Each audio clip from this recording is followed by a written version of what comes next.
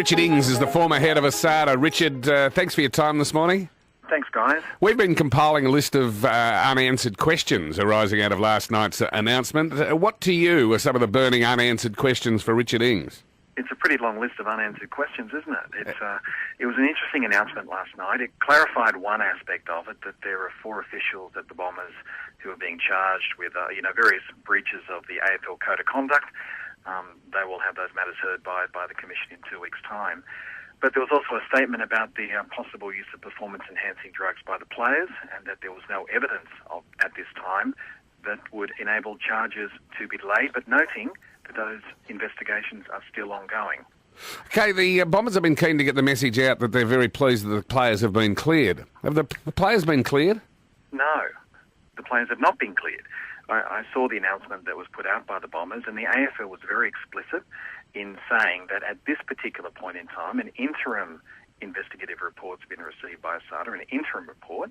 There's no evidence in that report that would compel them to issue infraction notices today, but the investigation is ongoing, and they did not rule out that infraction notices could be issued in the future. I can go through a few of my unanswered questions, Richard, relating to the matter. Why is only AOD 9604 mentioned?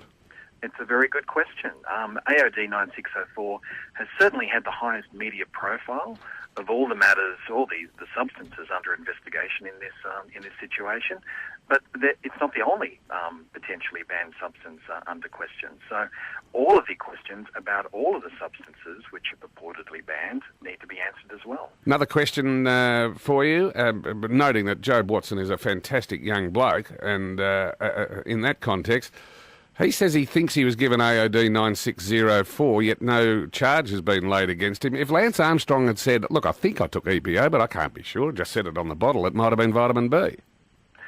Well, look, it's a very good question, but in the case of Jobe Watson, there is a massive amount of uncertainty as to what actually the players were given. So if a player comes up and says, I think I was given this, what a tribunal will want to know is definitively that they were given a banned substance. So there are certainly more questions to be answered, and ASADA needs to get a move on and definitively make decisions in regard to all these matters. Another one, ASADA has coercive powers to speak to Stephen Dank. They're probably the most important person. They haven't spoken to Stephen Dank, and they haven't used their coercive powers. Why not?